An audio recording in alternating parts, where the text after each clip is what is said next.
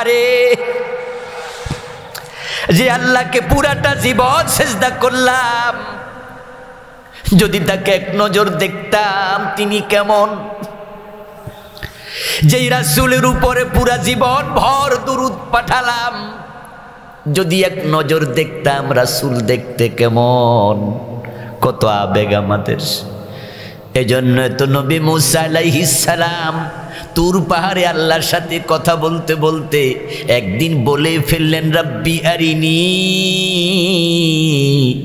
ও আমার রব, তোমার সাথে এত কথা বলি কিন্তু তুমি কেমন আমি কোনোদিন দেখি নাই, যদি একটু দেখা দিতা।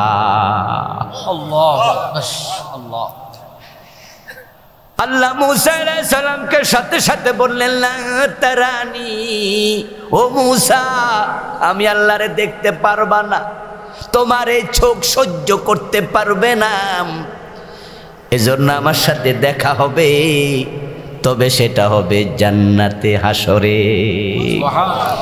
সেদিন তোমার এই মাটির দেহ থাকবে না, আমি নতুন করে বানাবো, আর সেটাকে দেখার মতো ক্ষমতাও দেব। হাসরের ময়দানে মানুষ আল্লাহকে দেখবে, দেখার সাথে সাথে সিজদায় পড়ে যাবে। এখন হাসরের ময়দানে যারা সিজদায় পড়লো তাদেরকে দেখে যারা ওয়াক্তিয়া নামাজে ফাঁকি দিছে, জোহরে আছে আসরে নাই, মাগরিবে আছে এশায় নাই, চার ওয়াক্ত পড়ছে কিন্তু শীতের কারণে ফজর পড়ে না, এমন লোক আছে নি? 8:30 বাজে ওঠে ঘুমাতে, জুমা পড়ে ওয়াক্তিয়া পড়ে না, তারা ভাববে এখন সবাই সিজদায়, আমি কেন সিজদায় যাব না? রাসূলুল্লাহ বলেন, এ লোকেরাও সিজদা দিতে চাইবে কিন্তু তাদের মেরুদণ্ডের হাড্ডি কাঠের মতো আল্লাহ শক্ত বানাইয়া দেবে। তারা যে আল্লাহকে সিজদা দেবে তারা মাজা বাঁকাই করতে পারবে না। এই হাদিস দিয়া বোঝা যায় সেদিন নিয়ন্ত্রণ কার? আপনি চাইলেও দৌড় মাইরা ইবাদতকারীর কাতারে যেতে পারবেন না। যারা দুনিয়ায় আল্লাহর গোলামি করতে করতে গোলামির উপরে মরছে, শুধু তারাই সেদিন ওই কাতারে দাঁড়াবে। এখন একটু আওয়াজ করে বলুন তো, আমরা কার গোলাম? গোলামরা স্বাধীন না পরাধীন? মন মতো চলে না মালিকের আইন মতো? সূরা আল বাকারার 172 নম্বর আয়াতে তামাম দুনিয়ার মোমেনদেরকে লক্ষ্য করে আল্লাহ আমাদের মালিক একটা আইন ঘোষণা করছে, ইয়া আইয়ুহাল্লাযীনা আমানু কুলু মিন তাইয়্যিবাতি মা রাযাকনাকুম। ও আমার গোলামেরা, মোমেন বান্দারা শোনো, দুনিয়ায় তোমাদেরকে আমি হালাল যে রিজিক দিয়েছি, তোমরা শুধু হালাল রিজিক গ্রহণ করো। লা তাকুলু আমওয়ালাকুম বাইনাকুম বিল বাতিল, তোমরা নিজেরা একে অপর থেকে অন্যায়ভাবে, কোনো হারাম ভাবে অন্যায়ভাবে রিজিক গ্রহণ করবে না। আমি তোমাদের মালিক, আমি তোমাদের মালিক, তোমাদেরকে আইন দিলাম, তোমরা হারামের ধারে কাছে যাইও না। ওয়াশকুরু লিল্লাহ আই ওয়াবুদু লিল্লাহ। এবার হালাল খাওয়ার পরে আমি আল্লাহর ইবাদত শুরু করো। ইন কুনতুম ইয়াহু তা'বুদুন, যদি তোমরা আমি আল্লাহর গোলামি করতে রাজি থাকো। আমি আল্লাহর গোলামি মন চায় যেভাবে করবে সেভাবে সব চলবে না। আমি আল্লাহর গোলামি করতে যদি রাজি থাকো তাহলে তুমি হারাম ছাড়ো, তুমি হালাল ধরো, আগে হালাল খাও, তারপর আমার ইবাদত। এই আয়াতের মাঝে আল্লাহ তাআলা দুটি অর্ডার দিলেন, 1 নম্বরে হালাল খাও, 2 নম্বরে ইবাদত করো। সিরিয়াল 1 নাম্বার হলো হালাল। যে ব্যক্তি এখানে সিরিয়াল ভাঙবে তার ইবাদত আর কবুল হবে না। قال رسول الله صلى الله عليه وسلم من اشترى ثوبا ب10 دراهم فيه درهم حرام لم يقبل الله له صلاته ما دام عليه। নবীজি এবার ব্যাখ্যা করছেন আয়াতে কারিমার, যে ব্যক্তি 10 দিরহাম দিয়ে কোনো কাপড় কিনলো, 9 দিরহাম হালাল, 1 দিরহাম হারাম, ওই কাপড়ে 1 দিরহাম হারাম টাকা ঢুকে গেছে। ওই কাপড় পরে যত রাকাত নামাজ আর পড়ুক 1 রাকাতও কবুল হবে না, কারণ সে সিরিয়াল ভাঙছে। ثم ذكر الرجل يطيل السفر أشعث وأغبر ثم يمد يديه إلى السماء فيقول يا ربي يا ربي يا رب ومطعمه حرام ومشربه حرام وملبسه حرام وغذي بالحرام فأنى يستجاب لذلك رواه مسلم। প্রিয় নবীজি বলছেন, এক লোকের কথা শোনো, উদাহরণ দিচ্ছেন। সে দুবাই থেকে, কাতার থেকে, ইয়ামান থেকে, সিরিয়া থেকে 500 মাইল 700 মাইল 1000 মাইল দূর থেকে ওটের পিঠে চড়ে আল্লাহর ঘরে হজ করার জন্য মক্কায় চলে গেল। যখন হেরাম পড়েছে তখন থেকে মাথার চুল আর আশ্রয় না, গায়ের কাপড়ে ধুলাবালি, পাগলের মতো খুশকু চুল নিয়া, ধুলি দিশিরিত দেহ নিয়া মক্কার সামনে হাজির হইয়া 2 হাত আসমানের দিকে তুলে বলো, আমার রব, আমার এটা দেও সেটা দেও, আমার গুনাহ মাফ করো, আমার বাবারে জান্নাত দেও। আল্লাহর কাছে 2 হাত তুলে কাবার সামনে খাড়াইছে, খাড়াইয়া শুধু দোয়া করে আর মনে মনে ভাবে, এমন জায়গায় দাঁড়াইছি যেখানে কত নবীর পায়ের ধুলা লেগে আছে, সুতরাং এখানের দোয়া রব ফিরাবে না, এই আশা নিয়ে লোকটা দোয়া শুরু করছে। অথচ আমি নবী বলি, শোনো, তার পেটে হারাম, তার কাপড়ে হারাম, সে হারাম টাকা দিয়া আপেল আঙ্গুর খাইয়া হজে গেছে, হারাম টাকায় কেনা পোলাও মুরগি গোশ খাইয়া হজে গেছে, তার রক্তের সাথে হারাম ঢুকে গেছে, তার হেরামের কাপড়ে হারাম আছে, এবং সে যে পানি পান করেছে, ওই পানি যে বিদ্যুৎ দিয়া তুলছে, বিদ্যুতের বিলটাও গোশের টাকা দিয়া পরিশোধ করছে। সৌজনে কম দিছে, মালে বেজাল দিছে, বাবা মরছে, মা মরছে, 10 বছর বোনের হক দেয় না, জোর করে বোনেরটাও খায়, নিজেরটাও খায়, এমন ভাই আছে না নাই? সরাসরি গোশের টাকা দিয়া, সুদের টাকা দিয়া হজে যায়, এমন হাজি সাহেব আছে না নাই? সিনেমার নায়িকা হজে গেছে, পত্রিকায় দেখলাম মৌসুমি হজ করছে, ওমরা। কয়দিন আগে আরো কয়টা দেখলাম হজে গেছে, হজ থেকে আইয়া আবার সিনেমা করে। তো টাকা পাইল কই? সিনেমা কইরা কামাইছে। শরীর দেখাইয়া যারা টাকা কামায়, টাকাটা হালাল না হারাম? তো কাবা যাইয়া হেও তো দোয়া করে। আমাদের রাশেদ খান মেনন হজে গেছে, হাসানুল হক ইনু হজ করছে, আলহাজ হাসানুল হক ইনু। ও দোস্ত, যেই লোকেরা 24 ঘন্টা যদি বক্তৃতা দিত, ওই সময় আপনি দিতেন, 24 ঘন্টায় ইসলামের বিরুদ্ধেই বলতো। এত বড় জালেম এই দুইটা। আল্লাহর দ্বীনের বিরুদ্ধে, আলেম ওলামার বিরুদ্ধে এত বড় দুশ্মন বাংলাদেশে খুব কম আছে। এই দুইটা আবার হাজি। এই দুইটা যখন হজে গেছে আর মিনায় যাইয়া পাথর মারছে শয়তান রে, নিশ্চয় শয়তান সেদিন কানছে। আমরা পাথর মারলে কান্দে না, হুজুর মানুষ তো মারবই।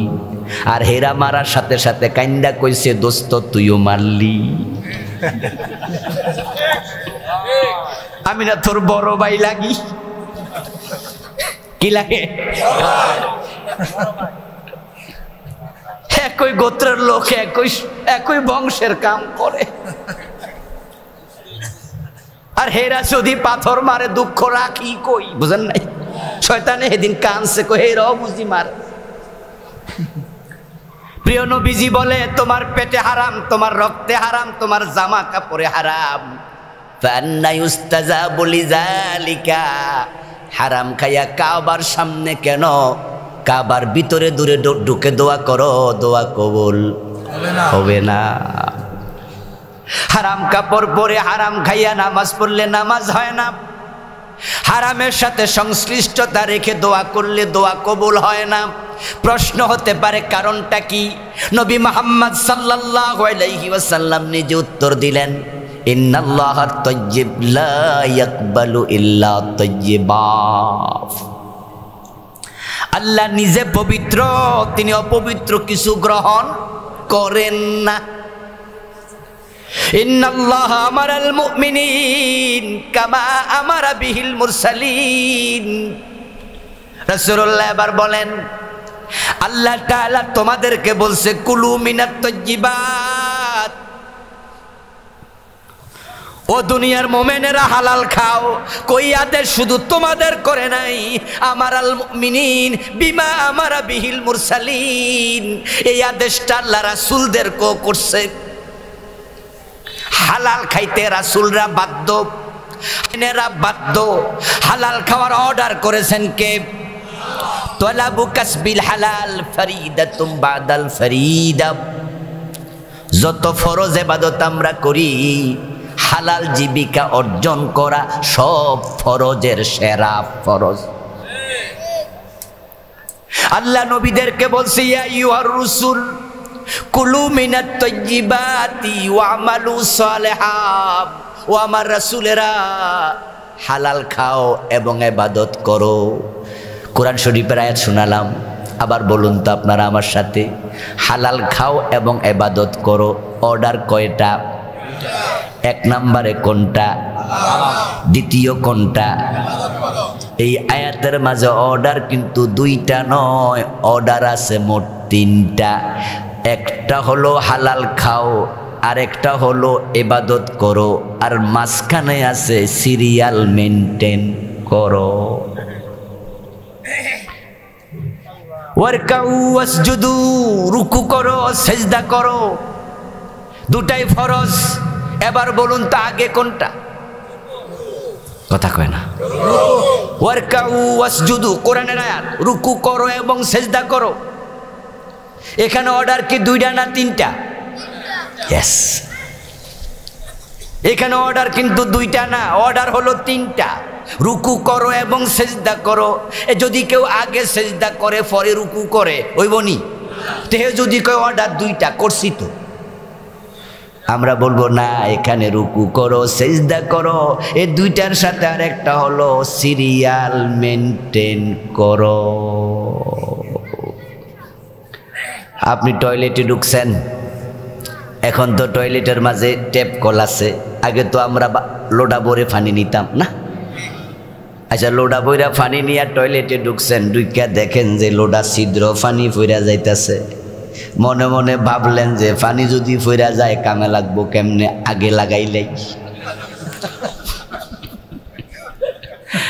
আপনি লোটা ছিদ্র দেখা যদি পানি আগে খরচ করে বইয়া থান, পবিত্র হবেন তো? কেন? পানি তো খরচ করছেনি না। কেন? কারণ সিরিয়ালে ফেস লাগাইছেন। ট্রেন গাড়ি দেখেছেন সবাই, সিরিয়ালের সামনে থাকে কি? বগি না ইঞ্জিন? কথা কয় না ভাই। সামনে কি? যদি এটা পিছনে দিয়া বগি সামনে দিয়ে ধাক্কা মারেন, স্টার্ট করেন, চলবে তো? সব বগি খালে যাইব। আল্লাহ সিরিয়াল দে হালাল আগে খাও, ইবাদত পরে করো। আর বাংলাদেশের লোকেরা অনেকেই গড় ফট্টা এই সিরিয়াল উল্টাইয়া ফেলছে, এবং উল্টানো শুরু হয়তো কোলে থাকতে। বাচ্চা কোলে বাবা সুদের টাকায় দুধ কিনা খাওয়ায়, অথচ আল্লাহ মুখ পবিত্র রাখছিল মায়ের পেটে। এই মুখ দিয়ে আল্লাহ তাআলা মায়ের থেকে কিছু খাওয়ায় নাই, খাওয়াইছে নাভি দিয়া। সুবহানাল্লাহ পড়েন। মায়ের সাথে আমাদের সম্পর্ক কি ছিল? নাভি। প্রিয় ভাইরা, মা যখন কনসিভ করে, পেটে বাচ্চা আসে, তখন মায়েদের হায়েজ বন্ধ হয়। হায়েজ যখন বন্ধ হয় বিবাহের পরে, তখন এই খবর শুনে শ্বশুর শাশুড়ি মুস্কি মুস্কি হাসে, ঠিক না? আমার বন্ধু মা যখন শোনে, মাইয়া কয় মা বুঝলাম না, আমার তো মিন্স বন্ধ। মা মুস্কি হাসে দিয়া কয় আমি নানি হব। মহিলাদের হায়েজ বন্ধ হলে তারপরে বাচ্চা পেটে আসছে আমরা বুঝি। আমার প্রশ্ন হলো হায়েজের রক্ত গেল কোথায়? ও বন্ধু, আজকের বিজ্ঞান প্রমাণ করেছে হায়েজের রক্ত আল্লাহ তাআলা ওই বাচ্চার খাবার বানায়া সাপ্লাই দেয়। এই জন্য মায়ের রক্ত বন্ধ, মায়ের শরীর থেকে বাচ্চা খাবে।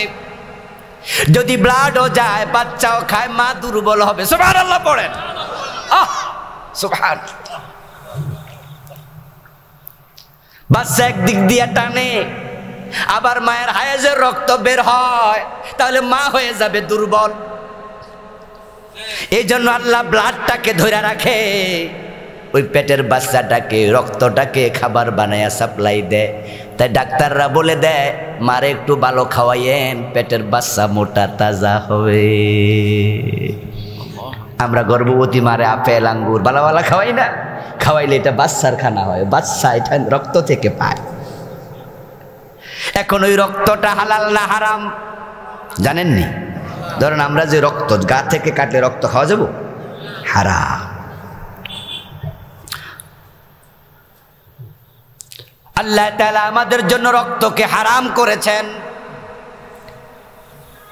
আর হায়েজের রক্তকে বলা হয় হুরমতে গালিজা, নাজাসাতে গালিজা, এটা আরো জঘন্য হারাম। নরমাল রক্ত গায়ে লাগলে কাপড় নাপাক হয় না, বেশি পরিমাণ লাগলে আমরা ধুইতে বলি। কিন্তু যদি সামান্য মশা কামড়াইছে, থাপ্পড় দিছেন, গায়ে লাগিয়া গেছে, নামাজ হবনি, হইব। কিন্তু রক্তটা হারাম, সে কাপড় হারাম করে না। কিন্তু হায়েজের রক্ত গায়ে লাগলে কাপড় ধোয়া লাগে, শরীরও ধোয়া লাগে। এটা হুরমতে নাজাসাতে গালিজা, হুরমতে গালিজা, জঘন্য হারাম।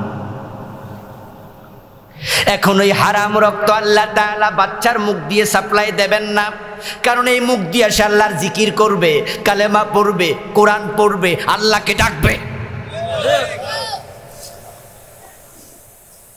তাই বাচ্চা মায়ের পেটে যখন ছিল, আল্লাহ মুখটাকে বন্ধ করে রাখছে, এইভাবে ঠোঁট লাগানো ছিল। মায়ের হায়েজের রক্ত, মায়ের নেফাসের রক্ত, মায়ের ভিতরে পানি, এই সবটার মাঝে বাচ্চা ঢুলছে। বাচ্চা একবারে ভাসমান ছিল, তার মুখ দিয়া কিচ্ছু ঢোকে নাই, আল্লাহ ঢুকায় নাই।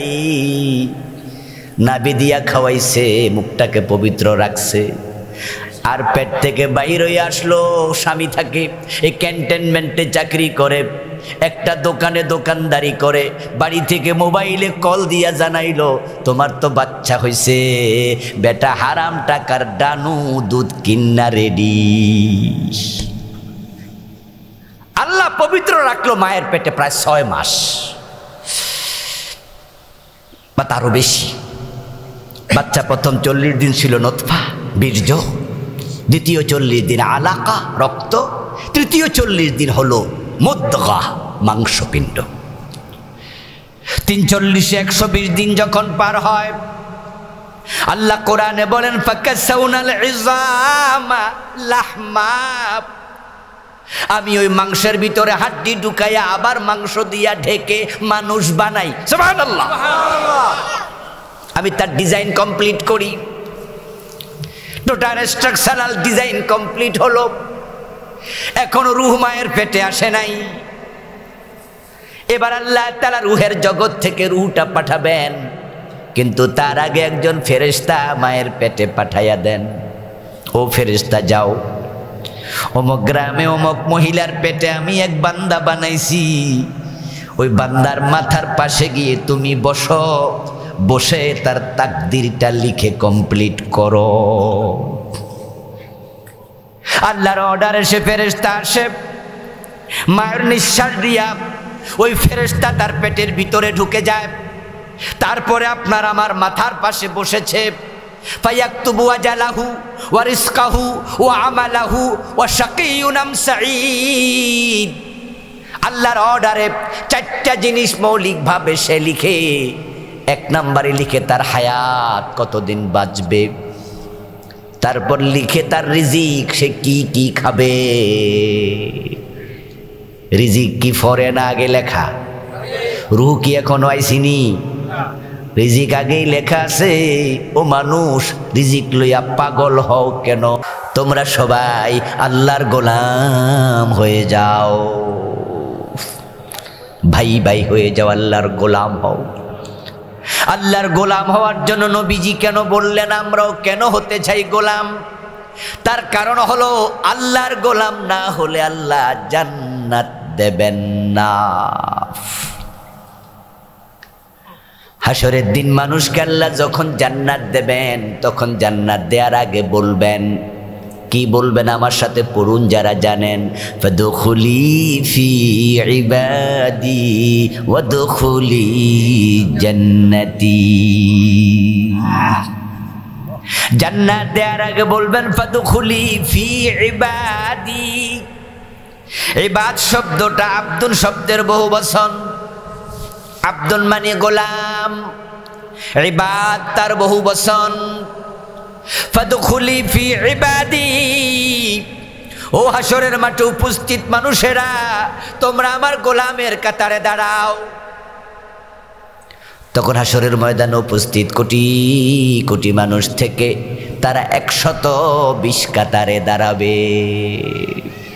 কয় কাতার? 120। এবার আল্লাহ বলবে ফাদখুলি ওয়াদখুলি জান্নাতি। এবার যারা এই কাতারে দাঁড়াইছো তারা আমার জান্নাতে প্রবেশ করো। মনে মনে ভাববেন, তাহলে আমিও খারাই যাবো। ওয়াল আমরু ইয়াউমাইযিন লিল্লাহ।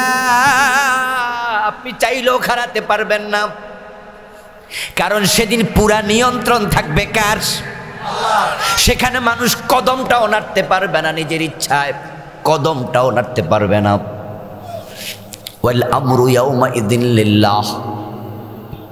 নবীজি সাল্লাল্লাহু আলাইহি ওয়াসাল্লাম বলেছেন, হাসরের ময়দানে মানুষগুলোকে শুধু তাদের পা রাখার জন্য যতটুকু জায়গা লাগে অতটুকু জায়গা দেয়া হবে। 2 পা রাখার চেয়ে বেশি জায়গা কোনো বনি আদমকে দেয়াই হবে না।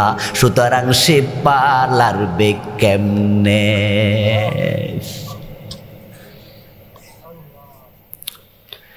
মাত্র 2টি কদম রাখতে যতটুকু জায়গা আপনার লাগে, এদিকে হয়তো 8 আঙ্গুল, এদিকে 4 আঙ্গুল। 1 পা রাখতে যতটুকু জায়গা, 2 পা রাখতে যতটুকু, রাসূল বলেন হচ্ছে বেশি বরাদ্দই থাকবে না। সেদিন আপনি চাইলো দৌড় মাইরা আল্লাহর বান্দাদের কাতারে দাঁড়ায়া যাবেন, সে সুযোগই নাই। তবে হ্যাঁ, আল্লাহ তাআলা যাকে চান নিজ দায়িত্বে সেখানে দাঁড় করাইয়া দেবেন।